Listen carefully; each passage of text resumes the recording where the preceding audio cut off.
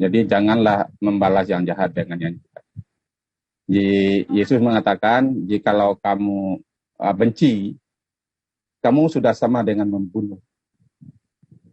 Sekalipun itu dalam hukum Taurat, kalau membunuh baru dikatakan itu dia harus dibunuh. Tetapi Yesus mengajarkan, jikalau kamu membenci, kamu sama dengan membunuh.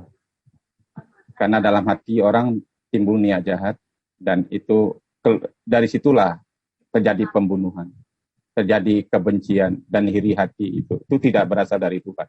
Itu yang diajarkan oleh Yesus. Jadi apa itu kasih?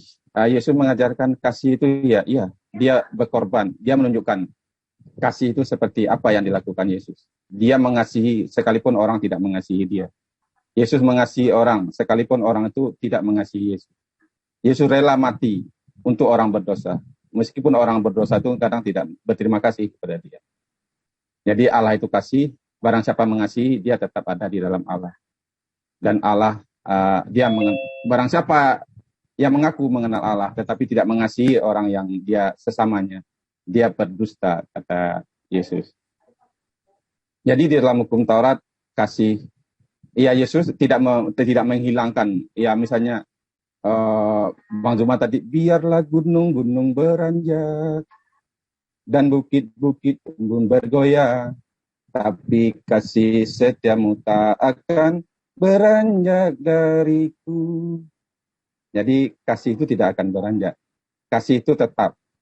Karena di dalam hukum kasih, bahkan dalam perjanjian lama, ada 3 hal yang akan tinggal. Pengetahuan bisa lenyap, tetapi kasih tinggal tetap. Demikianlah tinggal ketiga hal itu, iman, pengharapan, dan kasih. Yang paling besar diantaranya ialah kasih. Sebab Allah pun kasih.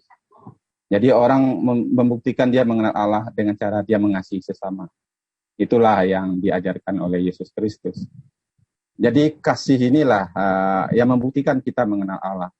Jadi kalau ada orang berpikir dia berkata dia mengenal Allah, dia hamba Allah. Tapi dia membenci sesamanya.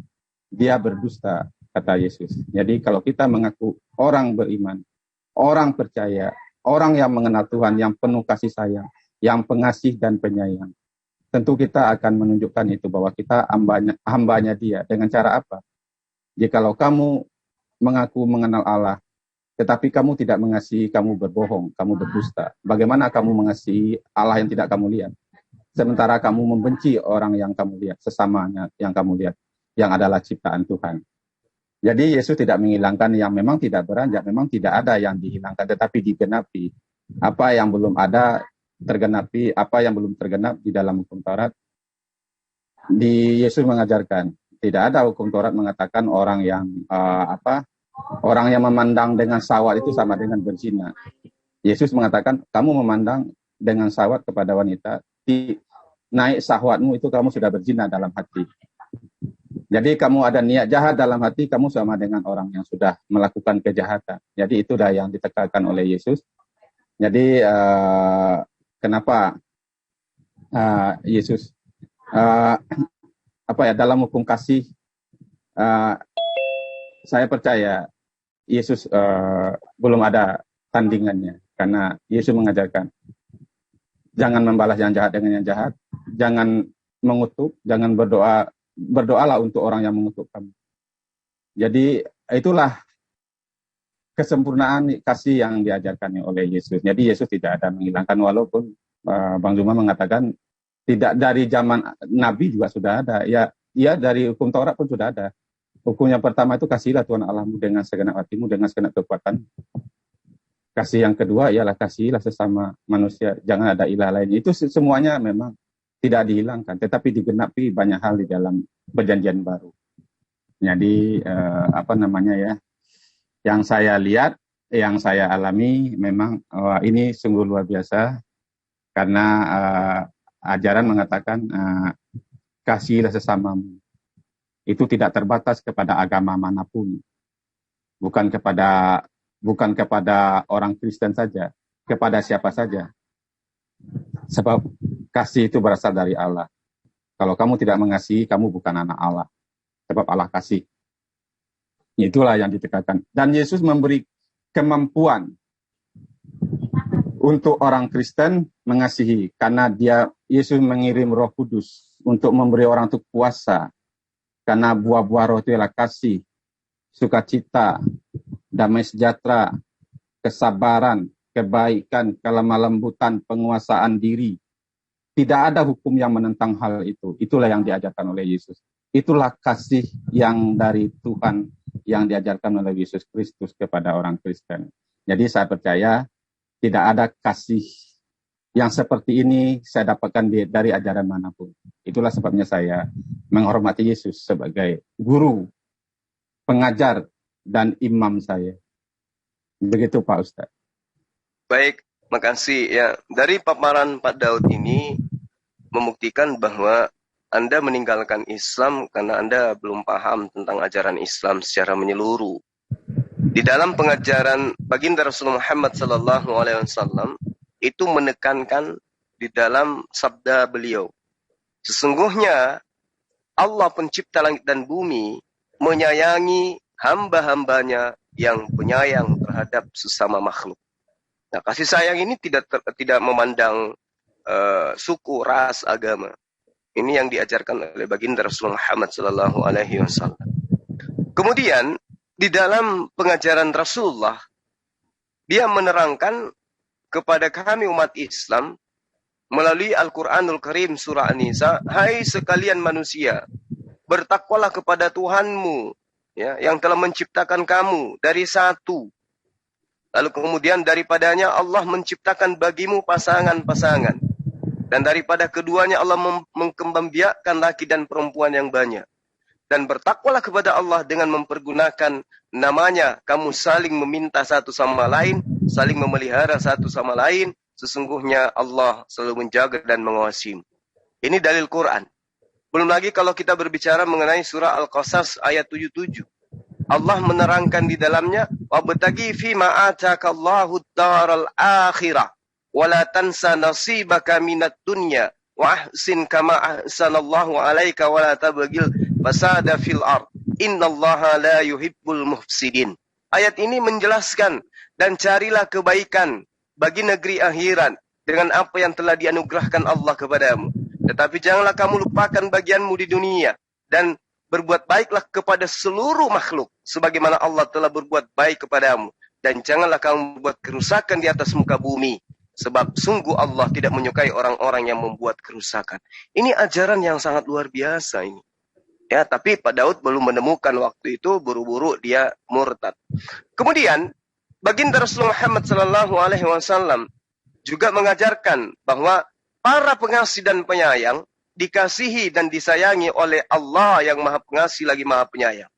Rahmat yang ada di bumi, niscaya kata Rasulullah, kalian akan merahmati apa yang ada di bumi, kata Rasulullah, niscaya kalian akan dirahmati oleh hakikat esensi yang ada di langit. Ini diriwayatkan oleh hadis sahih, hadis riwayat Abu Daud dan juga At-Tirmizi. Ya.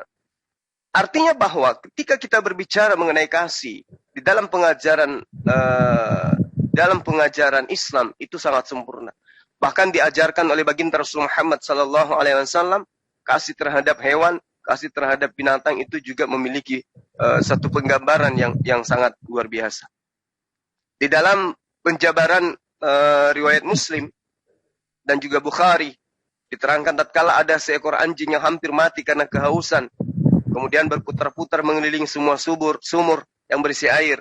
Tiba-tiba ada seekor anjing tersebut dilihat oleh seorang pesina dari kaum Bani Israel. Maka wanita tersebut melepaskan sepatunya untuk turun ke sumur dan mengisi air sepatu tersebut, lalu memberi minum kepada anjing tersebut. Maka Allah pun mengampuni wanita tersebut karena amalannya itu. Ini cerminan yang sangat luar biasa, bahwa di dalam Islam mengasihi binatang itu adalah faedahnya, manfaatnya bisa sampai ke jannah. Ini ajaran kasih yang tak terhingga. Sehingga ketika kita berbicara mengenai kasih, maka kasih yang paling pokok di sini adalah ketaatan. Nah, sementara kasih yang dijabarkan oleh Pak Daud itu adalah kasih yang biasa-biasa saja. Berbuat baik terhadap sesama manusia itu biasa-biasa aja. Memaafkan orang yang memiliki kesalahan itu justru inti ajaran Islam. Tidak ada yang istimewa di situ, Pak. Ketika Bapak mengatakan mengasihi yang diajarkan oleh Yesus, itu hanya ajaran agama lain juga. Hindu Buddha juga mengajarkan itu. Tapi yang menjadi aturan mainnya Tuhan bukan yang kayak begitu. Yang menjadi aturan mainnya Tuhan adalah bagaimana hamba-hambanya itu tetap setia terhadap perintah Tuhan. Sedangkan Yesus mengajarkan, di dalam pengajarannya dia di dalam Yohanes 14, jika engkau mengasihi aku, maka engkau akan mengikuti perintahku. Berarti mengasihi itu adalah mentaati perintah. Nah, yang dilakukan oleh sahabat kita, Pak Daud, itu mengasihi orang, mengasihi sesama manusia. Tapi sangat disayangkan, perintah Tuhannya ditinggalkan. Perintah untuk mengasihi Tuhan dibuang, tapi perintah mengasihi manusia diakui. Meski dalam prakteknya itu kita tidak pernah bisa lihat. Ya, karena kalau dibilang kasih mengasihi, buktinya umat Islam mayoritas di negara ini, Kristen minoritas aman, artinya mereka dikasihi oleh kaum minoritas. Berbeda dengan umat Islam di luar negeri, yang minoritas mereka diperlakukan tidak senonoh oleh mereka yang mengaku ajaran kasih. Itu fakta, Pak. Bapak merasakan nyaman di negara ini. Mayoritas Islam memberikan kasih pembuktian. Sedangkan umat Islam di luar sana, di negara-negara minoritas, mereka merasa tertindas dan seterusnya. Nah, kembali kepada yang tadi, kasih kalau kita lihat di dalam penjabaran ajaran yang Bapak anut sekarang, itu hanya slogan di mulut. Mengasihi, memaafkan orang, dan seterusnya. Kita lihat bagaimana tokoh-tokoh yang ada di Kristen. Saifuddin Ibrahim. Ya, siapa lagi? Yang Joshua Teu. Siapa lagi? Mereka cabik-cabikan satu sama lain. Mana ajaran kasihnya? Belum lagi sang debater yang mengaku sebagai anak Tuhan. Begitu ada polemik di antara mereka, di antara gereja, langsung diangkat di channelnya. Maki-maki satu sama lain. Padahal mereka mengaku sebagai anak Tuhan. Terus kasihnya itu yang mana? Umat Islam tidak pernah kemudian di negara ini hapuskan sekian ayat di Bible. Gak ada itu. Tapi umat Islam tidak pernah menggaungkan kami ajaran kasih. Muncul tokoh, seorang yang sangat dihormati di tengah-tengah orang Kristen. Murtadin juga. Minta dihapuskan 300 ayat di Al-Quran. Mana ajaran kasihnya? Mana prakteknya? Doakan musuhmu. Coba, kalau kami umat Islam, kami tidak pernah punya musuh, Pak. Kami tidak perlu mendoakan musuh, karena kami nggak punya musuh. Yang musuh kami adalah setan. Dan setan tidak perlu kami doakan. Karena memang mereka, setan ini, sudah menjadi tabiat dia. Mereka sudah memproklamirkan diri untuk menjadi penghuni neraka. Jadi kami tidak perlu memusuhi setan. Kami nggak perlu mendoakan musuh. Karena umat Islam itu tidak punya musuh. Nanti umat Islam punya musuh ketika ada yang memusuhi. Nah, alhamdulillah, umat Islam tidak pernah merasa ada yang memusuhi. Kecuali ada yang menyerang, ada yang memerangi, ada yang menjajah, baru itu musuh Islam. Tapi kalau hanya teman Kristen yang bertetangga, hidup berdampingan, itu bukan musuh kami itu, Pak. Itu saudara-saudara kami. Mereka itu adalah keluarga kami. Selama mereka tidak kemudian mengganggu kami. Mereka adalah keluarga kami. Mereka adalah saudara kami. Jadi kami tidak perlu doakan musuhmu. Oh, kami nggak perlu. Karena kami nggak ada musuh gitu. Hanya mereka yang memusuhi kami. Kami nggak pernah musuh. Nanti dikatakan musuh kalau kami diperangi. Kalau hanya sekedar beda keyakinan, hanya sekedar beda agama, itu bukan musuh, itu saudara. Tapi beda keyakinan. Nah, yang musuh kami itu adalah setan, iblis. Yang selalu merusak, yang merongrong agama. Kalau misalnya Bapak memperhatikan, kasihilah sesamamu, kasihilah musuhmu, dan berdoalah untuk mereka. Itu teori. Sekali lagi saya katakan, itu teori. Tak ada dalam praktek, dalam kehidupan Kristen itu yang kayak begitu, Pak. Tokoh-tokohnya kita lihat, ketika mereka kemudian, saling cabik-cabikan hanya gara-gara donatur, hanya gara-gara donasi, hanya gara-gara sumbangan. Mereka cabik-cabikan sampai kasus-kasus janda terbawa-bawa. Ajaran kasihnya itu hoax. Jadi sangat disayangkan ketika Bapak meninggalkan kasih yang betul absolut dalam Islam, menuju kepada kasih yang menurut saya hambar, kasih yang hanya topeng. Tapi faktanya kita bisa lihat dari dalam, dari luar juga bisa. Nah, karena itulah kembali kepada pengajaran Yesus, Pak. Apa yang diterangkan oleh Yesus? Satu, kasih kepada Allah. Kasih kepada Allah menurut Yesus adalah taat kepada perintah Allah. Matius 19 nomor 17. Itu poin. Kedua, kasih kepada sesama manusia adalah kasih terhadap perintah-perintah Tuhan yang berkaitan dengan hubungan kita kepada manusia. Berarti kembali kepada kasih kepada Tuhan itu sendiri. Tuhan mengajarkan kita kemudian untuk mengasihi sesama manusia. Ketika kita mengasihi sesama manusia, berarti kita juga kasih kepada Allah. Ketika kita taat kepada Allah, berarti kita kasih kepada sesama manusia. Nah, kalau yang dikatakan cuma di mulut, kasihilah sesamamu manusia, berdoalah kepada mereka yang menganiaya kamu. Sekali lagi saya katakan, itu teori kecap, itu teori cendol. Itu teori cendol. Pada prakteknya, kita lihat sedikit lagi sebelum Bapak tanggapi. Nusantara ini, itu tidak pernah dijajah oleh tentara-tentara Islam.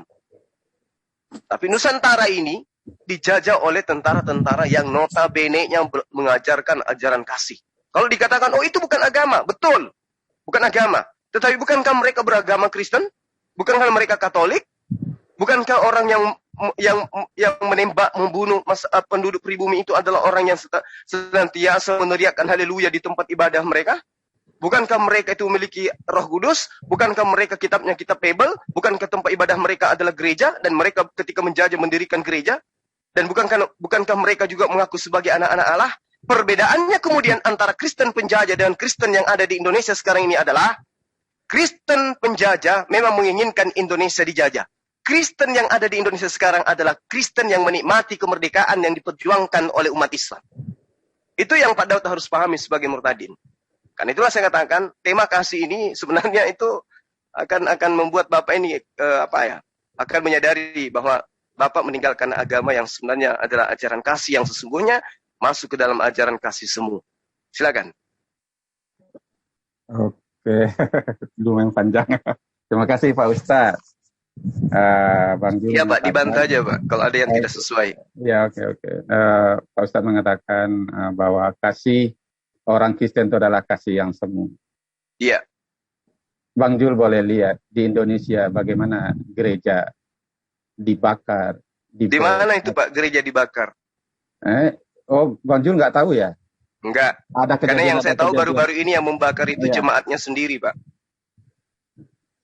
Yang dia teriak-teriak Allah gereja di Aceh. Itu di mana? Itu adalah gereja inilah Bang Jul harus bisa melihat Pak tadi bagaimana gereja di Aceh dilarang dibangun. Bagaimana untuk membangun gereja? Kalau dilarang itu Pak, berarti ada syarat yang belum terpenuhi. 2016 Pak, 2016 saya punya kantor Pak di Tolikara Pak. Saya ada kantor di Tolikara.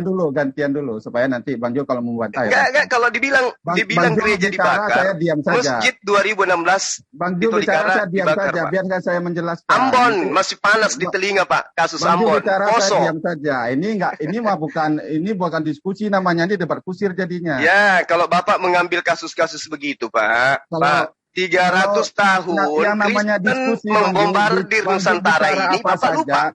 Bang Jul bicara apa saja, saya diam loh Bang Jul. Jadi giliran saya. Ya karena yang saya jabarkan itu kebenaran, Pak. Yang Bapak jabarkan ini dusta gitu loh, Pak Daud. Di luar negeri, Bang Jul lihat, di Amerika bagaimana orang Islam diterima di sana. Apakah orang Islam ditindas di sana? Itu karena kasih. Karena di mayoritas orang Amerika itu tidak ditindas kalau di dalam Pak Daud, kalau warga Indonesia, warga Islam masuk ke Amerika itu diamankan. Tapi Islam di Irak, Pak, Islam di Yerusalem, Islam di Afghanistan, siapa pelakunya yang bombardir di sana? Irak hampir rata dengan tanah. Siapa pelakunya, Pak? Ayo, Pak. Amerika sekarang banyak mualaf, Pak. Amerika banyak mualaf, Pak. Jelaskan. Udah banyak mualaf. Ya, silakan Pak Daud dilanjut. Dilanjut, Pak. Supaya kita ada baik, silakan. Seimbang bicaranya. Kalau Bang katakan tapi jangan sebut gereja dibom oleh umat Islam ya, Pak ya. Karena itu hoax. Pokoknya orang yang teriak Allahu Akbar lah, pokoknya Allahu Akbar tadi agama Islam, tak agama apa dia. Nah, jadi oke lah, Bang Jul mengatakan bahwa Kristen itu kasihnya semu. Dan saya meninggalkan Islam karena saya tidak tahu ajaran kasih dalam Islam. Iya, Islam tahu, saya tahu. Sesama Muslim itu bersaudara. Apakah dengan orang kafir Islam bersaudara? Bahkan bergaul, bahkan menjadikan pemimpin orang kafir pun orang Islam nggak mau. Ya, jadi kasih di dalam Kristen itu lebih. Karena kita mengasihi sesama seperti diri kita sendiri. Kita menganggap dia tuh milik umat Tuhan, ciptaan Tuhan. Kita sama-sama milik Tuhan. Jadi kita tidak asalkan dia memang kompeten ya kita lakukan. Kenapa saya misalnya saya juga di Islam saya ingin sekali jadi orang saleh, jadi orang yang berbakti, yang tidak memiliki kebencian, yang tidak memiliki iri hati. Tetapi saya berjuang dengan kekuatan sendiri. Saya tidak mampu melakukan seperti yang Tuhan mau. Tetapi di dalam Yesus bukan saja memerintahkan kita untuk mengasihi. Yesus memampukan kita melakukan kasih itu. Dengan cara apa? Dia meminta kita hiduplah oleh roh. Dipimpinlah, biar kamu dipimpin oleh roh Tuhan. Karena roh Tuhan itu akan membuat kita memiliki sifat Tuhan. Karena diberi kuasa menjadi anak Allah, memiliki sifat Tuhan. Supaya kita bisa melakukan hukum-hukum Tuhan itu. Hukum-hukum Tuhan bukan secara teori, bukan secama saja. Hukum-hukum itu apa? Tidak membalas yang jahat dengan jahat itu kan juga perintah Tuhan. Ya kita lakukan. Oh kalau ada orang kayak apa tadi itu ya, Pak Sipudin, apalagi itu cakar-cakaran katanya debater segala macam. Apakah itu cerminan? Ya karena apa? Karena kita mengasihi bukan saja mengasihi buta loh. Kristen mengajarkan kasihlah di dalam kebenaran. Kasihlah sesamamu dan mengasihinya harus di dalam kebenaran. Kasih itu bukan sekedar memberi saja, mendidik, memberi pengertian, mengajar itu juga kasih dalam Kristen. Jadi kalau misalnya orang nggak benar ya kita ajar, kita beri pengertian supaya dia meninggalkan itu kita tegur, kita beri itu juga kasih. Bang Ju mengatakan wah orang Islam kasih dan tidak munafik menjalankan kasih dan pemaaf. Coba lihat Muhammad KC bagaimana kebenciannya kepada Muhammad KC karena dianggap menista agama, sementara banyak orang Islam bagaimana dia dinista, dia tidak membalas juga. Tetapi kalau ada orang yang menanggapi kapan perlu bunuh gitu. Orang Kristen tidak seperti itu. Tidak Yesus haleluya haleluya bakar masjid, tidak ada. Jadi kalau Bang Ju mengatakan itu Belanda atau itu menjajah karena dia beragama Kristen, dia menjajah bukan atas nama agama tapi atas kepentingan lain. Jadi jelas kasih di dalam Kristen bukan saja diperintahkan, tetapi Yesus memampukan kita karena Yesus mengirim Roh Kudus kepada kita. Makanya, apakah orang Kristen semuanya hidup di dalam pimpinan Roh Kudus? Padahal Yesus mengatakan, kalau kamu hidup di dalam dipimpin oleh Roh, baiklah hidup kamu juga dipimpin oleh Roh itu. Kadang-kadang itu yang belum terjadi. Karena hendaklah kamu berbuah di dalam kasih. Apa itu buah kasih itu? Buah-buah Roh itu kasih, sukacita, kesabaran, kebaikan, kelemah lembutan, penguasaan diri. Seharusnya kalau kita memang di dalam Tuhan, kita memiliki kasih itu. Jadi jelas kasih di dalam Kristen bukan sekedar slogan, tetapi Yesus memberi kemampuan untuk kita bisa mengasihi. Saya bisa buktikan bagaimana saudara Muslim saya, karena saya pindah keyakinan, membenci saya dengan sangat, bahkan ingin membunuh saya. Apakah saya ingin membenci mereka? Tidak ada. Karena saya tidak diajarkan untuk membenci. Tetapi saya diajarkan untuk mengasihi. Itulah kasih. Itu bukan sekedar saya hebat untuk mengasihi mereka. Tetapi saya dimampukan untuk melakukan itu. Saya dimampukan untuk tidak membalas yang jahat dengan yang jahat. Tetapi saya dimampukan mengasihi sekalipun itu orang itu membenci saya. Jadi kalau Bang Jul katakan kasih Kristen itu slogan, saya pikir ya saya tidak seperti itu.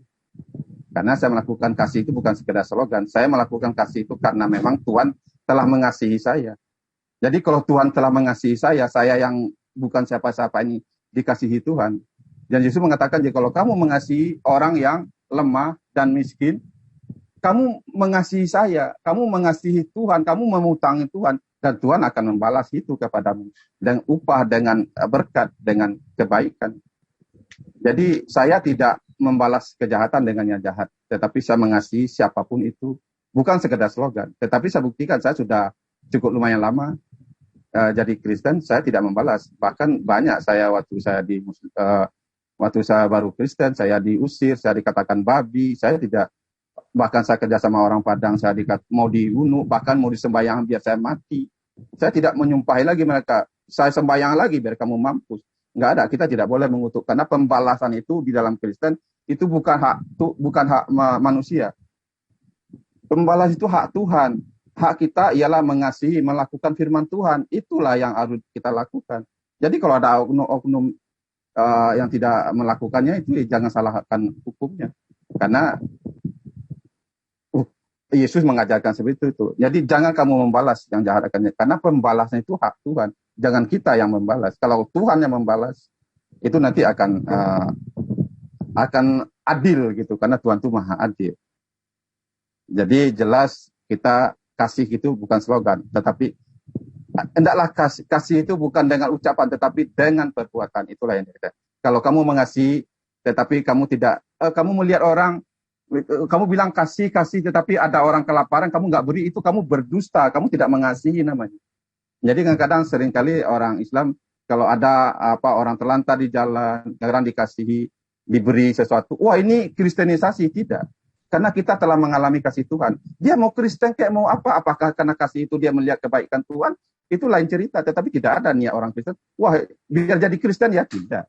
Karena itu perintah. Jadi kalau kamu mengasihi, kamu mengatakan kamu mengasihi Tuhan, tetapi kamu tidak mengasihi sesama, kamu berdusta, kamu pembohong. Bagaimana kamu mengasihi Tuhan yang tidak kamu lihat? Tetapi orang yang kamu lihat saja, itu umat Tuhan, ciptaan Tuhan itu loh.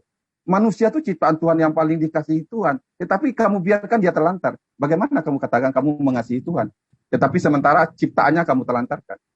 Itu perintah yang diberikan Yesus. Jadi jangan, wah itu kristenisasi. Nggak ada. Memangnya kalau orang nggak jadi Kristen, orang Kristen rugi? Tidak ada. Karena Kristen itu kan, dia menjadi Kristen itu kan panggilan hidup. Iya. Tetapi kita melakukan bahwasanya, hendaklah kamu mengasihi. Supaya orang melihat perbuatanmu yang baik dan memuliakan Bapakmu di surga. Hanya itu tujuan orang Kristen. Itu karena kasihnya kepada Tuhan dan kasihnya kepada sesama. Kalau dia nggak melakukan itu, dia sama saja dengan orang munafik. Jadi itulah kenapa orang Kristen memberi, berbagi, kayak karena kasih. Jadi kalau Bang Jul katakan itu karena lip service atau munafik atau tidak, atau omong doang, tidak. Dan saya melakukan itu. Karena saya ingin jadi orang Kristen. Jadi ya banyak juga orang Kristen, bahkan pendeta pun pernah mengeluarkan saya dari gereja. Apakah saya membenci mereka? Tidak. Karena saya mengasihi Tuhan. Bukan karena Tuhan telah mengasihi saya lebih dahulu. Bukan karena saya ingin masuk surga untuk mengasihi, bukan. Karena saya sudah dijamin, saya hanya dibenarkan oleh darah Yesus, saya pasti diselamatkan dari murka Allah. Tetapi saya mengasihi itu supaya orang melihat saya ini anak Tuhan. Gitu. Supaya saya melakukan perintah Tuhan, mengasihi Tuhan, dengan cara mengasihi sesama.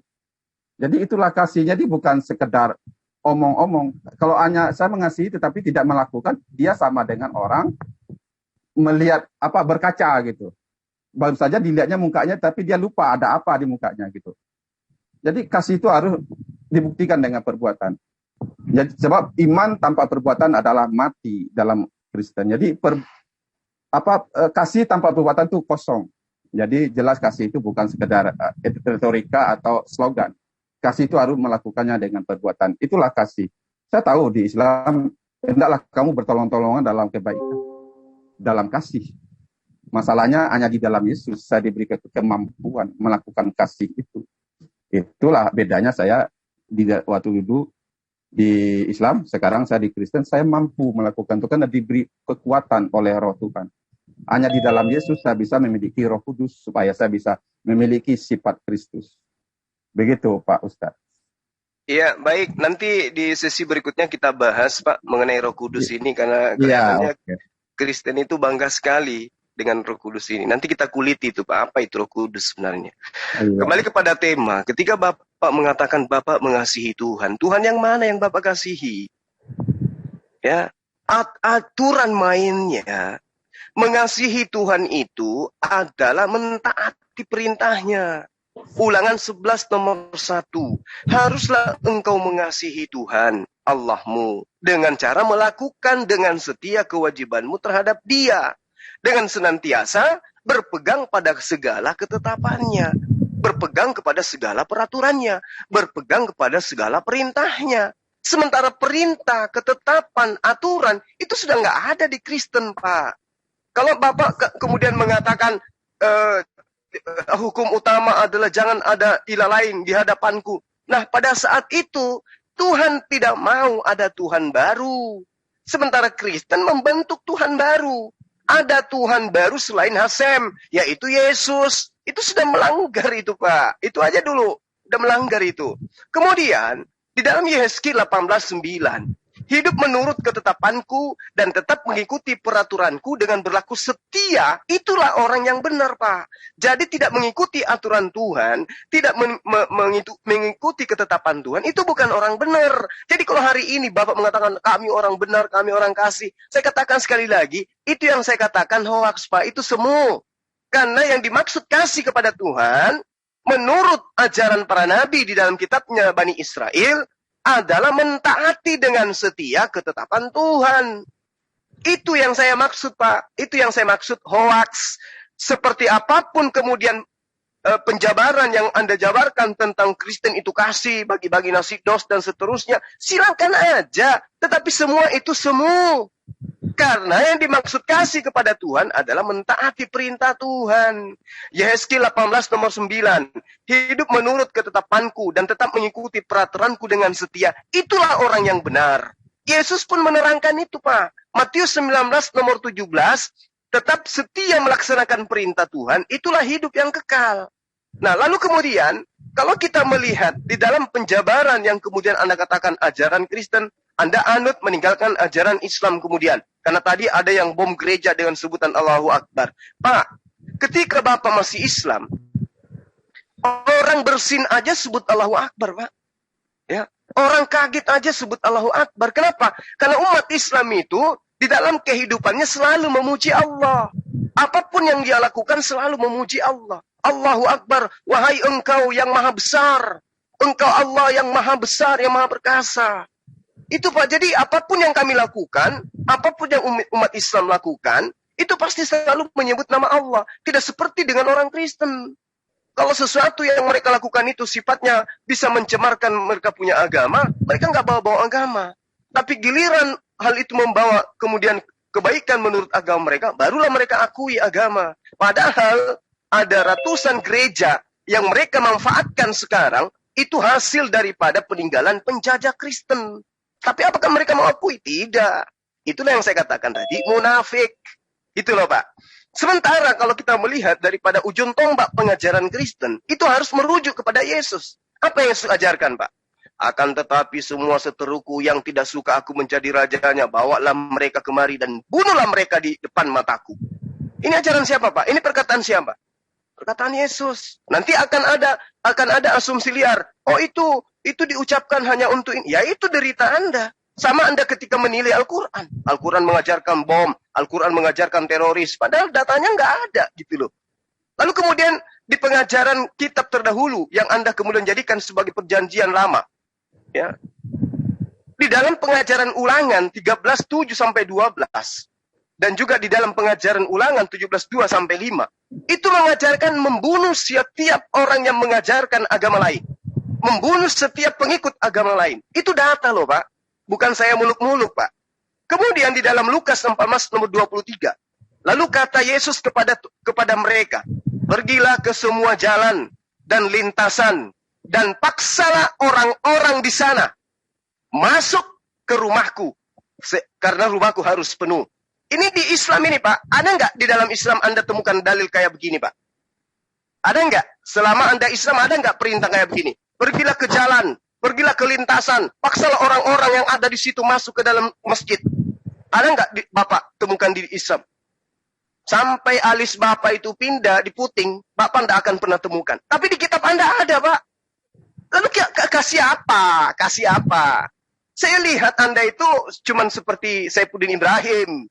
Karena capek sujud kepada Tuhannya, sehingga dia meninggalkan ajaran itu. Masuk ke ajaran yang ya hanya goyang-goyang kepala, dengar musik, kemudian ngaku masuk surga. Itu yang Anda inginkan. Perintah di dalam kitab Anda, pergilah ke jalan, ke lintasan, paksa orang-orang yang ada di situ masuk ke dalam rumahku, karena rumahku harus penuh. Wow, di Islam mana ada yang kayak begitu, Pak? Hadits pun Bapak nggak temukan, apalagi Al-Quran.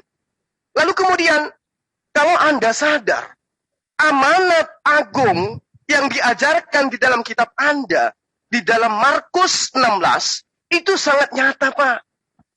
Siapa yang percaya, ketika ada perintah, pergilah ke seluruh dunia, beritakanlah Injil kepada seluruh makhluk. Siapa yang percaya dibaptis akan diselamatkan. Tetapi siapa yang tidak percaya akan dihukum. Ada Pak di Islam, Pak? Anda temukan kayak begitu? Sampaikan Islam kepada seluruh manusia. Siapa yang tidak terima Islam, hukum. Ada Pak? Ada yang kayak begitu Pak di Islam, di Al-Quran. Surah apa, ayat berapa, atau di hadits. Tunjukkan pada saya kalau ada. Nah ini Bapak harus sadar ini. Kenapa saya harus keras? Karena Bapak meninggalkan Islam lalu kemudian Anda mengatakan, karena di Islam, karena di Kristen saya mendapatkan kasih, karena di Kristen saya mendapatkan Roh Kudus. Wow. Nanti kita bahas, Roh Kudus itu apa sih sebenarnya? Nah, ketika di dalam kitab Anda, ini sudah nyata ini. Pergilah ke seluruh dunia, beritakan Injil kepada seluruh makhluk. Siapa yang percaya dibaptis dan diselamatkan, akan diselamatkan. Tetapi siapa yang tidak percaya akan dihukum. Bapak datang ke saya, membicarakan Injil ke saya. Ketika saya tolak, Bapak hukumnya wajib menghukum saya, Pak. Itu perintah. Itu perintah, Pak. Jadi kalau Anda kasih kepada Yesus, harusnya Anda membasmi semua orang yang tidak mau menerima ajaran Kristen. Kalau Bapak pengikut setianya. Ya, nggak usah malu-malu, Pak. Asa parang, asa golok, praktekkan ayat ini. Pergilah ke seluruh dunia, ke rumahnya Suma juga. Beritakan Injil kepada Suma. Ketika Suma percaya baptis, ketika Suma tidak percaya hukum. Apa hukum itu, Pak? Nggak mungkin digelitik. Nggak mungkin. Dihukum itu dibunuh. Itu loh, Pak. Ya. Lalu kemudian, di dalam Lukas 14 nomor 26. Jikalau seorang datang kepadaku, dan ia tidak membenci bapaknya, tidak membenci ibunya, tidak membenci istrinya, tidak membenci anak-anaknya, saudara-saudaranya laki-laki, saudara perempuannya, bahkan nyawanya sendiri, dia tidak bisa menjadi muridku. Ini ajaran kasih, Pak. Nanti akan Anda asumsi lagi. Oh, yang dimaksud di situ memang kita harus meninggalkan segala-galanya untuk menjadi pengikut Yesus. Tapi poinnya dulu itu dipelototin. Perintahnya adalah membenci. Ya, perintahnya adalah membenci. Lalu poinnya, coba Bapak pelototin. 2 Yohanes 1 nomor 10. Jikalau seorang datang kepadamu dan tidak membawa ajaran Kristen, jangan kau menerima dia di dalam rumahmu dan jangan memberi salam kepadanya. Mau sampai kapan, Pak, saya ajarkan yang kayak begini kepada Bapak? Yang Bapak diajarkan itu, ajaran Kristus itu ajaran kasih. Mengasihi sesama manusia. Ya itu yang ada di permukaan. Tapi yang isi kandungannya di dalam itu loh. Yang tidak diperhatikan sekarang itu loh. Yang Bapak harus lihat. Nah sekarang di ajaran Islam ada nggak yang kayak begini? Bapak yang sudah pernah merasakan Islam, tapi cuma Islam tempelan, coba Bapak tunjukkan kepada saya. Ayat mana di Al-Quran, surah apa di Al-Quran yang kayak begini nih? Bapak tidak akan pernah temukan, Pak. Ya, jangan kau terima orang di dalam rumahmu kalau dia beragama lain. Ini perintah. Kenapa Anda nggak praktekkan? Berarti Anda semua bukan pengikut Yesus yang setia. Kalau ini perkataan Yesus. Itu loh, Pak. Ya. Jadi kalau Bapak ingin membahas tentang Al-Quran, Al-Quran kasih, luar biasa Al-Quran itu. Wabtagi fima atakallahu daral akhirah wala tansa nasibaka minad dunya wal ahsin kama ahsanallahu ilaika wala tabghil fasada fil ard innallaha la yuhibbul mufsidin. Indah sekali ajaran Islam itu. Jadi kalau Anda mengatakan Islam itu ajaran tidak kasih, bom gereja, tunggu dulu, Pak, tunggu dulu. Hanya karena sebut Allahu Akbar, tunggu dulu, Pak. Coba Anda lihat video yang baru-baru saya upload di TikTok saya, Pak. Seorang komandan ya, yang mengaku sebagai jenderal pimpinan menggunakan loreng, lalu kemudian mengajak tentara-tentara yang Laskar Kristus untuk apa? Untuk menjajah semua, meninggalkan apa? Meninggalkan NKRI. Itu yang Bapak katakan ajaran kasih. Lalu mereka pidato menggunakan ayat-ayat Bible loh, Pak. Gitu. Untung saja TikTok hapus saya punya konten itu. Mereka malu, karena itu fakta, itu seruan. Itu baru Kristen benar, Pak. Kalau Anda sekarang itu ngaku-ngaku kasih, oh itu karena Anda masih merasakan, masih menganut, mengajarkan ajaran Islam, Pak. Tapi kalau yang aslinya itu yang seperti dipraktekkan mereka yang menjajah ke sini. Itu prakteknya kenapa? Ada dalilnya, Pak. Hukum perintahnya sampaikan Injil kepada seluruh makhluk, kepada dunia. Siapa yang percaya dibaptis, yang tidak percaya dihukum. Makanya kemarin ketika menjajah, Pak, pribumi yang kemudian menjadi pengikut daripada penjajah, itu tidak diapa-apain. Coba, wilayah-wilayah yang basisnya sekarang penjajah itu di mana aja, Pak? Pasti pengikutnya nongkrong di situ, Pak. Di mana coba? Di Sulawesi ada, di Sumatera ada, di Kalimantan ada. Itu basis-basisnya mereka. Mereka menjamur di situ. Karena nggak ngapa-ngapain oleh penjajah. Kenapa? Karena mereka menerima yang mereka bawa. Tapi yang menolak dibunuh, Pak. Dihabisin. Kalian tidak mempraktekkan itu mungkin karena satu. Kalian masih minoritas. Oke? Kita belum bisa melihat bagaimana kalau kalian yang mayoritas di negara ini. Itu loh, Pak. Sedangkan kalian minoritas, tokoh-tokoh kalian itu meminta Al-Quran dihapuskan 300 ayat. Saya tidak bisa bayangkan, Pak, kalau kalian mayoritas. Masihkah anak-anak kami itu bisa aman berjalan ke masjid belajar Quran? Kami sanksi itu. Kami ragu itu bisa terjadi. Demikian, Pak Daud. Silakan. Aduh, panjang apa tadi dia? Pak Ustadz mengatakan Pak Daud itu tadi ketika memeluk agama Islam dan Bapak terasa mampu ketika memeluk agama Kristen. Penambahannya, Bang Juma. Iya, gimana?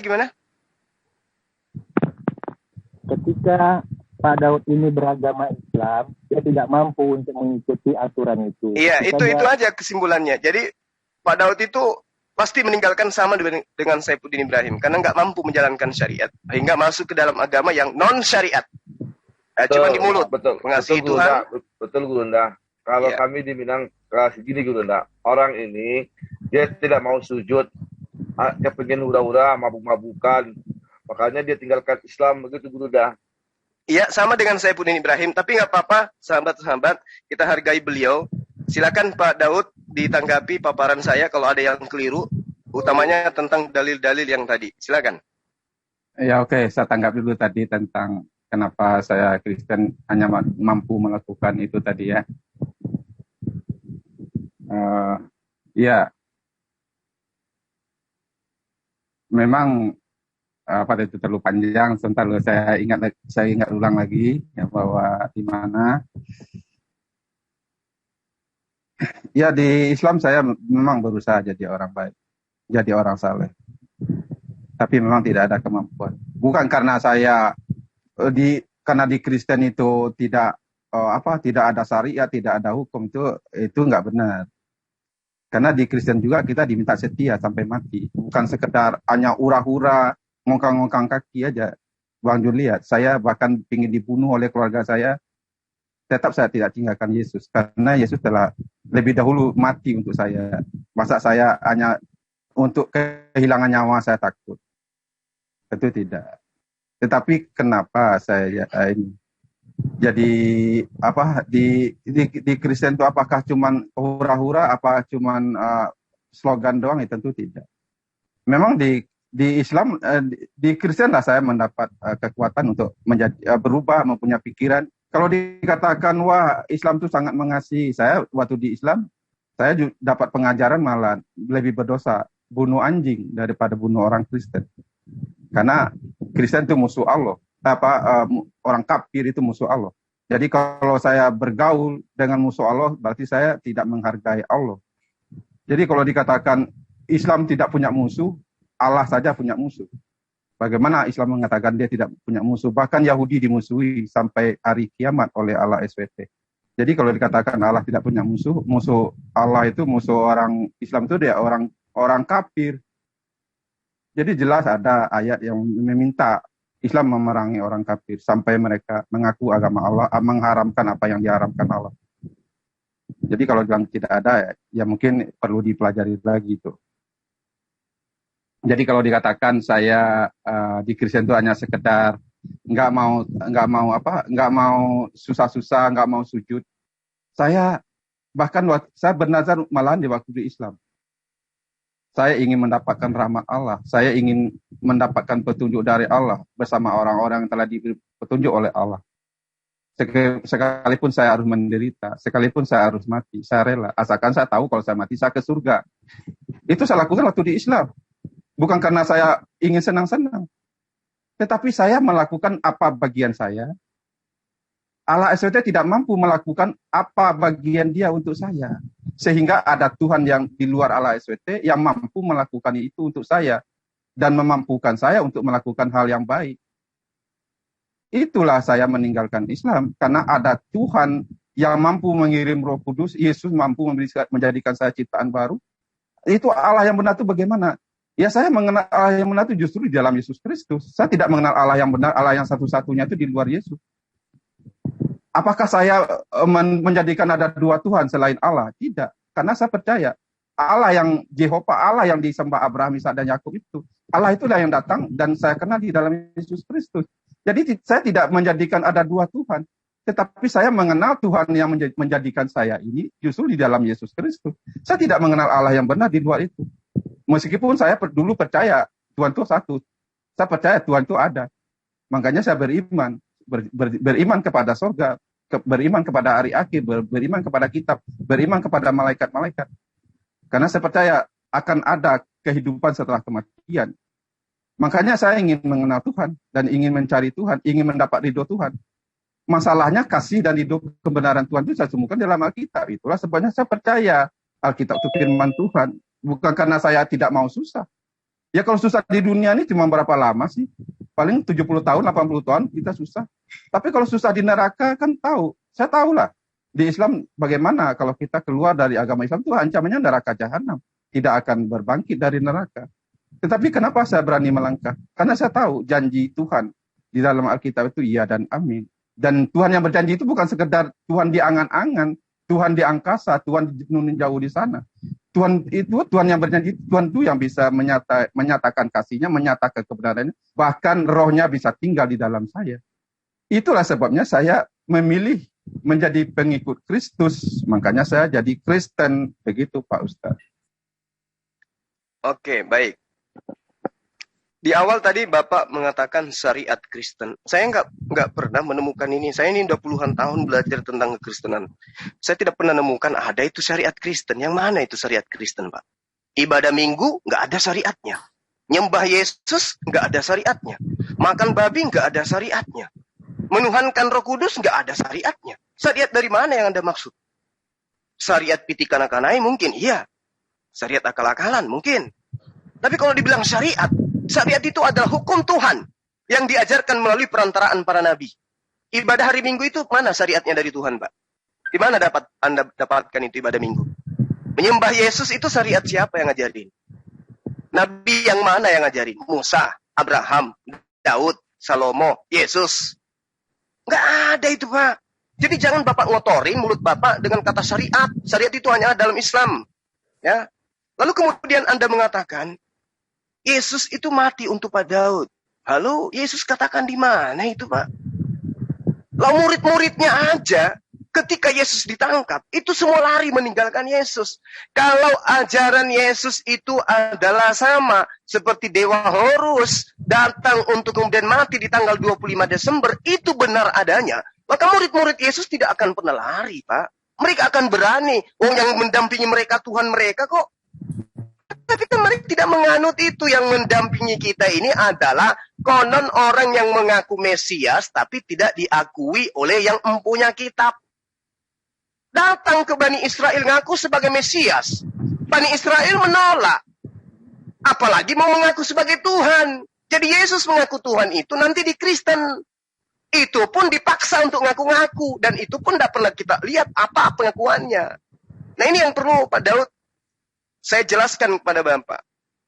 Yesus mati untuk Pak Daud itu hoax. Tidak ada itu, Pak. Yesus tidak pernah mengajarkan seperti itu. Ya, ketika kemudian Yesus itu ingin ditangkap, Yesus malah lari meninggalkan. Dia mengajarkan murid-muridnya untuk berjaga-jaga. Lalu kemudian dia katakan, mari kita segera pergi dari sini karena orang yang ingin menangkap aku sudah dekat. Dia pergi, Pak, meninggalkan semua itu. Jadi kalau Anda mengatakan bahwa Yesus itu mati untuk Bapak, Ya, itu mungkin Bapak terima ajaran dari oknum yang memang nenek moyangnya sudah mengajarkan dewa mereka nusul mati di tanggal 25 Desember. Mungkin maksud Bapak itu. Ya, karena memang Bapak menerima ajaran Kristen itu dari ajaran yang jauh sudah ada sebelum Yesus. Itu sudah dianut, Pak. Dewa nuzul dalam rupa manusia mati di tanggal 25 Desember. Mungkin itu yang Anda maksud. Dan itu bukan Yesus yang datang kepada Bani Israel. Lalu kemudian Anda mengatakan Anda meninggalkan Allah demi Tuhan, ya, demi Tuhan yang benar, kata Anda. Tuhan yang benar yang mana yang Anda maksud? Nabi mana yang mengajarkan ada Tuhan menjadi mayat lalu bangkit menjadi Tuhan? Nabi yang mana itu yang mengajarkan, Pak? Siapa nama nabinya? Kitabnya kitab apa? Selain daripada pengajaran Paulus dan kru. Yesus yang kau salibkan itu telah dijadikan menjadi Tuhan oleh Allah dan menjadi Kristus. Siapa yang menjadikan Yesus yang dibunuh itu menjadi Tuhan? Allah katanya. Menurut pengakuan siapa? Kisah para Rasul. Tulisan siapa? Lukas. Siapa Lukas menurut Yesus? Siapa Lukas menurut Yesus? Siapa Lukas menurut Kristen? Lukas adalah salah satu murid dari 70 murid. Oke. Menurut Yesus, Lukas adalah mingkem. Diam. Nah, ini yang saya katakan, Pak. Kalau kemudian Anda mengatakan janji Tuhan kepada yang mengganti apa? Yang menyembah Dia. Apa janji Tuhan kepada mereka yang menyembah kepada manusia? Ada, Pak? Apa janji Yesus kepada orang-orang yang menyembah dirinya? Ada, Pak? Enggak ada, Pak. Janji Yesus yang benar itu hidup kekal bagi mereka yang mengimani Tuhannya Yesus adalah satu-satunya Tuhan yang benar. Dan percaya kepada Yesus bahwa Yesus itu adalah utusan Tuhan. Di luar daripada itu, Pak, hoax. Jadi Anda meninggalkan syariat Islam. Karena Anda mengatakan menuju kepada syariat Kristen yang mampu Anda lakukan. Apa sih yang berat di Kristen itu, Pak? Yang berat di Kristen itu apa syariat yang menurut Anda ada syariatnya? Apa yang berat? Cuman sekali seminggu. Itu pun cuman datang, nyanyi. Habis itu apa lagi? Nggak ada, Pak, yang berat. Nggak ada. Semua aturan mainnya Tuhan sudah ditinggalkan. Galatia 3, nomor 13. Galatia 1, Galatia 5, nomor 1. Semua ajaran Paulus itu menghapuskan semua ketetapan Tuhan yang ada di dalam Bani Israel. Kemudian mengajarkan ajaran Tuhan kepada Bani Israel itu adalah kutukan. Nah, ini yang penting ini, Pak Daud. Siapa yang mengajarkan Kristen bahwa ketetapan Tuhan yang datang kepada Bani Israel berupa hukum-hukum, ketetapan dan aturan itu adalah kutukan bagi manusia. Sehingga harus ada Tuhan yang dibunuh di atas salib untuk menembus kutukan-kutukan ini. Siapa yang ngajarin itu, Pak? Adakah Yesus mengajarkan itu? Di awal tadi saya menjelaskan bagaimana kemudian Tuhan di dalam pengajaran Bani Israel bahwa ketetapan Tuhan itu mutlak adanya, tidak akan pernah bisa dirubah. Ketetapan-ketetapanku, ketetapan-ketetapanku. Bahkan Yesus sendiri menerangkan, hidup itu adalah tetap dengan setia hidup di dalam ketetapan Tuhan. Nah, sekarang ketetapan Tuhan di Kristen itu apa? Satu, menyembah Yesus. Ketetapan Tuhannya terdapat di mana itu? Ibadah hari Minggu. Ketetapan Tuhannya di mana itu tertulis? Ya, menjadikan Maria anak Tuhan, ibu Tuhan, itu di mana itu tertulis itu, Pak? Menjadikan Yusuf sebagai ayah tiri Tuhan, itu di mana tertulis? Menjadikan Yakobus sebagai saudara Tuhan, saudara kandung Tuhan, itu di mana, Pak, ketetapan Tuhannya? Menyembah Yesus itu aja dulu. Ketetapan Tuhannya itu di mana? Jadi yang Anda maksud ketetapan Tuhan adalah ketetapan gereja. Menyembah Yesus itu bukan ketetapan Tuhan. Menyembah Yesus itu ketetapan gereja. Kalau Anda mengatakan itu adalah ketetapan Tuhan, saya ingin Anda mengkonfirm di dalam pengajaran para nabi, Yeskiel 18:19. Hidup menurut ketetapanku, tetap mengikuti peraturanku, dengan berlaku setia, itulah orang yang benar, dan ia pasti mendapatkan hidup yang kekal. Demikianlah firman Tuhan. Sekarang saya tanya, ketetapan Tuhan yang Anda maksud menyembah Yesus itu tertulis di mana? Bisa Anda tunjukkan kepada saya? Nggak akan pernah bisa, Pak. Maka kembali kepada ajaran kasih, sekali lagi saya katakan, kasih menurut kitabnya para nabi, yang masih ada di dalam kitab Anda, yang Anda jadikan sebagai hal yang harus digenapi di perjanjian baru, itu menjelaskan bahwa kasih itu adalah menetap di dalam ketetapan, di dalam aturan, di dalam hukum-hukum yang Tuhan tetapkan berdasarkan firman-Nya kepada para nabi. Itu yang dimaksud kasih. Kalau Kristen hari ini mengatakan kasih kepada Allah, kasihnya kepada Allah itu yang mana? Sunat saja tidak. Coba, kasih kepada Allah itu yang mana di Kristen? Sunat aja tidak. Terus kasihnya yang mana? Kasihnya nggak ada itu kasih, Pak. Ya, begitu Pak Daud. Silakan. Aduh. Ini sudah berapa lama nih? Jangan terlalu lama-lama nanti. Nanti kalau ya paling lama sejam lah. Nanti kalau ini disambung lagi gitu loh. Ya, baik Pak, baik. Ini sudah silakan ditanggapi sekali lagi Pak. Sekali putaran lagi. Habis itu saya mohon supaya kita tercerahkan semua. Habis ini mungkin Bapak ada waktu kapan gitu, sebentar malam atau sore. Sore nggak bisa, saya harus ke gunung. Atau besok kita bahas tentang Roh Kudus, Pak. Roh Kudus itu bekerja di Islam atau Roh Kudus itu bekerja di Kristen? Itu juga tema. Kenapa saya tertarik dengan Bapak? Karena Bapak seorang murtadid. Silakan Pak ditanggapi yang tadi. Kasih menurut para nabi itu seperti apa? Silakan. Ya, udah selamat siang buat kawan-kawan semua. Siapa itu? Selamat siang. Aduh, pelawak. Udah. Silakan Pak Daud. Ya, ini sekali ini lagi aja ya, sekali tanggapin nanti kalau mau ini nanti disambung lagi. Jangan terlalu panjang, Baik, Pak Daud. Ya, oke, kita sambung. Ya, apa tuh? Banyak tadi ya. Intinya dikasih, Pak, kasih poin kita. Dikasih ya mengasihi Tuhan ya. Tentang syariat juga, Bang Jul mengatakan apa itu syariat Kristen ada nggak? Syariat nggak ada. Apakah hari Minggu itu syariat ibadah? Hari Minggu itu syariat Islam, syariat Kristen. Yesus mengajarkan penyembah benar itu akan menyembah Bapa dalam roh dan kebenaran. Saatnya sudah tiba dan akan tiba, bahkan sudah datang sekarang. Penyembah benar itu menyembah Bapa dalam roh dan kebenaran. Jadi ibadah orang Kristen itu ya menyembahnya dalam roh dan kebenaran. Jadi bukan syariatnya lagi kayak Islam kan ada salat Jumat, salat 5 waktu, itulah ibadah. Kalau ibadah kita mempersembahkan hidup kita kepada Tuhan, hidup yang berkenan, hidup yang memuliakan Tuhan, itulah ibadah kita. Jadi hari Minggu kenapa kok ada hari Minggu? Apakah itu ibadah? Hari Minggu itu adalah kebaktian kita memuji, menyembah Tuhan. Sebab ibadah hakikat kita bukan lagi secara lahiriah, secara syariat misalnya jasmani, tetapi secara rohani, secara hakikat kita mentunduk patuh kepada Tuhan, itulah ibadah kita. Hendaklah kamu mempersembahkan hidup kamu kepada Tuhan sebagai persembahan yang hidup, yang kudus, yang berkenan kepada Allah. Itulah persembahan dan itulah ibadahmu, itulah yang berkenan kepada Allah. Ibadah kita itu memuliakan Tuhan dengan perbuatan, dengan hidupan kita. Itulah ibadah kita, bukan kita nunggang-nungging di gereja, bukan kita joget-joget di gereja, itu bukan ibadah, itu kebaktian saja. Yaitu untuk memuji Tuhan, mendengar firman Tuhan. Itu bukan bentuk ibadah, tetapi untuk kebaktian, untuk ketaatan kita, untuk salah satu bentuk taat kita.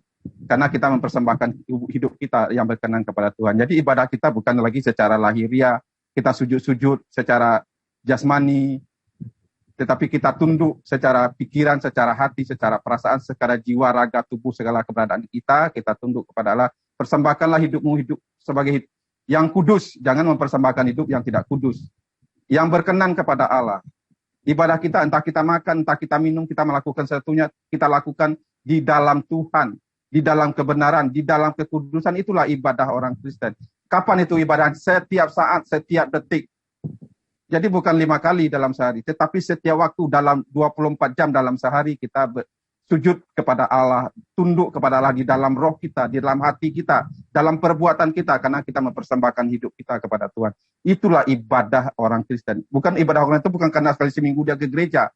Itu mah kebaktian, bukan ibadah.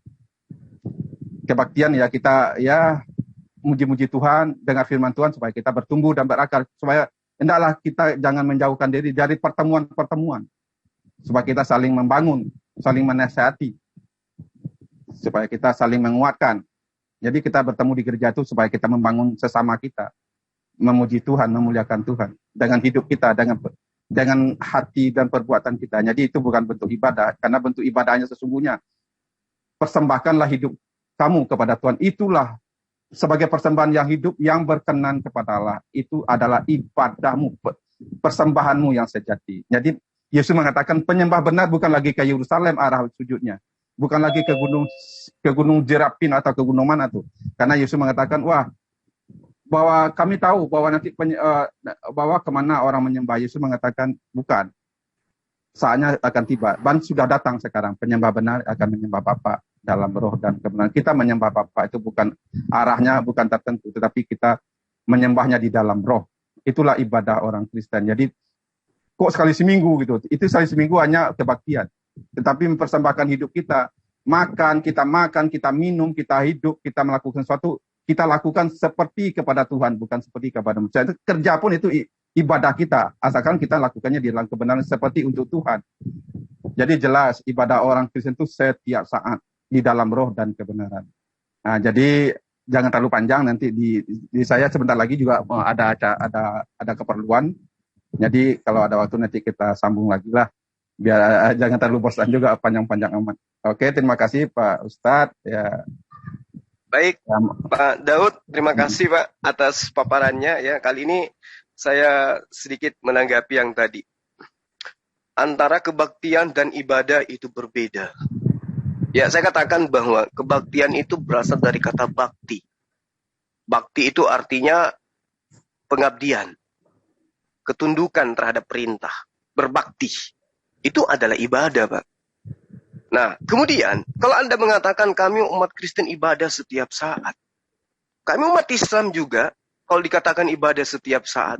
Ini aja saya sedang ibadah, Pak. Ini lagi saya sedang ibadah ini.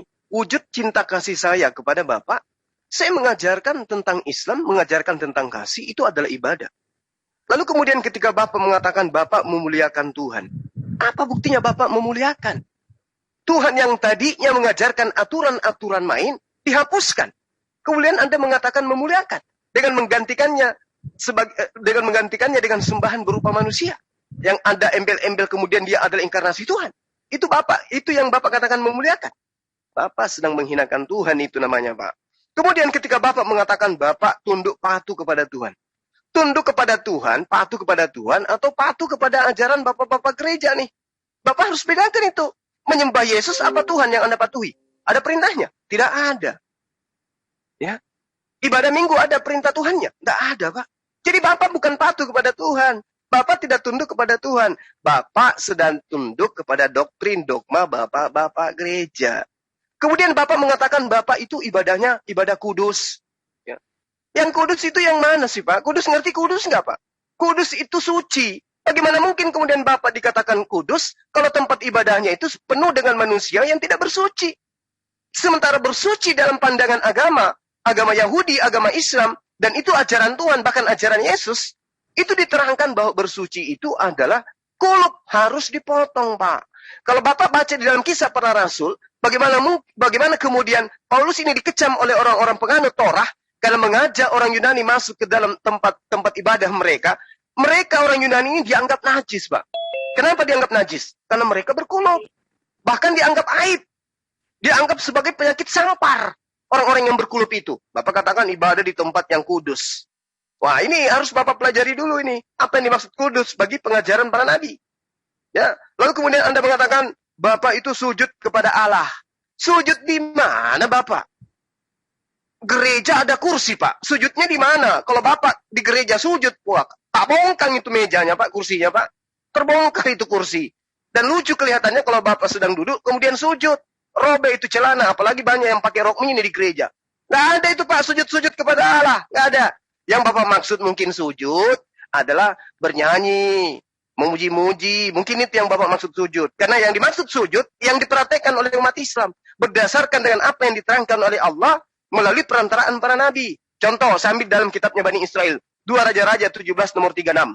Tetapi Tuhan menuntun kamu dari tanah Mesir dengan kekuatan yang besar dan dengan tangan yang teracung. Kepadanya lah kamu harus berbakti. Kepadanya lah kamu harus sujud menyembah. Jadi kalau yang dikatakan menyembah kepada Allah itu, Pak, sujud. Bukan jingkrak. Bukan. Apalagi duduk. Wah, itu mah orang ngopi sambil rokok itu bisa kalau ibadah duduk. Itu bukan kayak begitu maksudnya. Yang dimaksud oleh Tuhan adalah sujud menyembah. Belum lagi Yesaya 66 nomor 23. Bahwa seluruh sahabat demi sahabat boleh berganti. Bulan boleh berganti. Tetapi manusia akan berbondong-bondong datang. Sujud menyembah kepada aku. Jadi yang mempraktekkan itu cuma Islam, Pak. Bapak mana ada gereja sujud, Pak. Kecuali gereja yang baru-baru ini dibeli sama Islam, lalu dirubah menjadi masjid, baru dikatakan sujud dalam rumah ibadah. Kalau Bapak nggak ada sujud, Pak. Itu yang perlu Bapak pahami. Saya kira begitu, sementara Pak Daud beralih kepada ajaran kasih tadi, berujung kepada tentang sujud. Di dalam ajaran agama Islam, bentuk daripada kasihnya kepada Tuhannya, umat Islam sujud di atas tanah, di atas bumi, untuk menyembah kepada Tuhan, bentuk kasih kepada Tuhan. Lalu kemudian ketika Bapak mengatakan kasih kepada Tuhan juga, kasihnya yang mana? Lawang aturan mainnya sudah dihapuskan.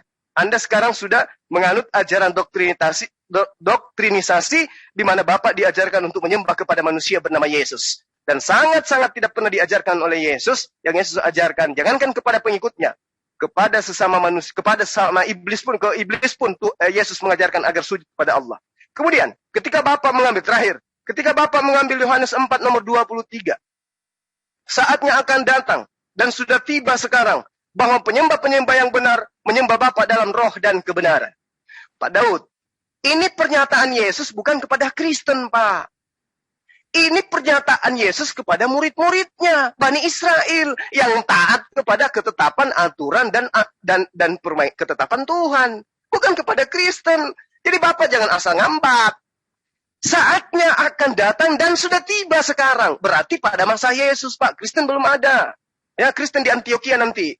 Bahwa penyembah-penyembah benar akan menyembah Bapa dalam roh dan kebenaran. Menyembah Bapa itu tidak menyembah kepada Yesus, Pak. Bukan menyembah kepada anak manusia. Tapi menyembah kepada Bapa adalah menyembah kepada pencipta langit dan bumi. Dalam roh dan kebenaran, maksudnya roh itu adalah ikhlas. Kebenaran artinya berdasarkan perintah Tuhan. Menyembah kepada Tuhan dalam hari Sabat, itu ada perintahnya. Menyembah kepada Tuhan masuk rumah ibadah, harus membasuh kaki dan tangan, itu tempat ibadah. Menyembah kepada Tuhan sebelum masuk ke tempat ibadah, harus bersih jasmani dan rohani. Itu yang dimaksud roh dan kebenaran. Kalau Bapak mengatakan, menyembah Yesus dalam roh dan kebenaran, apa kebenarannya? Di mana itu poinnya kebenaran? Menyembah Yesus kebenarannya di mana aturan mainnya? Menyembah hari Minggu di mana aturan mainnya, Pak? Menyembah dengan duduk di rumah ibadah itu di mana aturan mainnya? Menyembah dengan cara berkumpul dengan orang-orang yang tidak bersunat itu di mana kebenarannya? Jadi menyembah dalam kebenaran itu ada saatnya nanti, kata Yesus, ketika aturan main Tuhan itu sudah dilengkapi, barulah kemudian penyembah-penyembah benar itu ada. Nah sekarang justru Bapak menghilangkan. Padahal di dalam Yesus mengajarkan dalam Matius 5 nomor 20, jika hidup keberagamaanmu tidak lebih baik, tidak lebih sempurna daripada ajaran agama orang Yahudi, maka engkau tidak akan masuk ke dalam kerajaan surga. Lah jangankan agama Anda, jangankan sama setara baiknya dengan ajaran Yahudi, menyamai saja tidak, apalagi mau lebih baik.